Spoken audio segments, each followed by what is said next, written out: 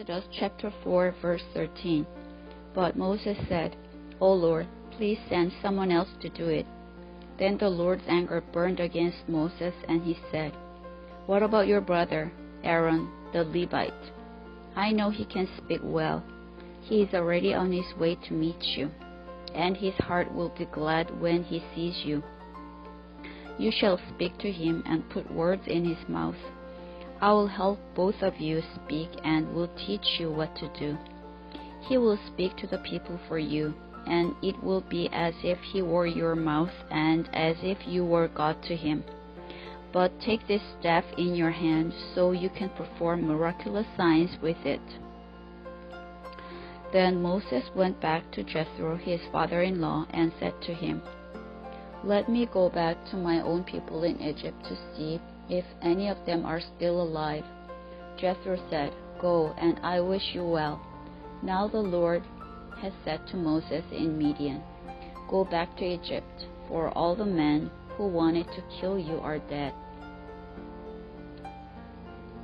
So Moses took his wife and sons, put them on a donkey, and started back to Egypt. And he took the staff of God in his hand. The Lord said to Moses, When you return to Egypt, see that you perform before Pharaoh all the wonders I have given you the power to do. But I will harden his heart so that he will not let the people go. Then say to Pharaoh, This is what the Lord says, Israel is my firstborn son, and I told you, Let my son go, so he may worship me. But you refused to let him go, so I will kill your firstborn son. At a lodging place on the way, the Lord met Moses and was about to kill him. But Zipporah took a flint knife, cut off her son's foreskin, and touched Moses' feet with it. Surely you are a bridegroom of blood to me, she said. So the Lord let him alone. At that time she said, bridegroom of blood, referring to circumcision. The Lord said to Aaron, Go into the desert to meet Moses. So he met Moses at the mountain of God and kissed him. Then Moses told Aaron everything the Lord had sent him to say, and also about all the miraculous signs he had commanded him to perform. Moses and Aaron brought together all the elders of the Israelites, and Aaron told them everything the Lord had said to Moses. He also performed the signs before the people, and they believed. And when they heard that the Lord was concerned about them and had seen their misery, they bowed down and worshipped. Chapter 5.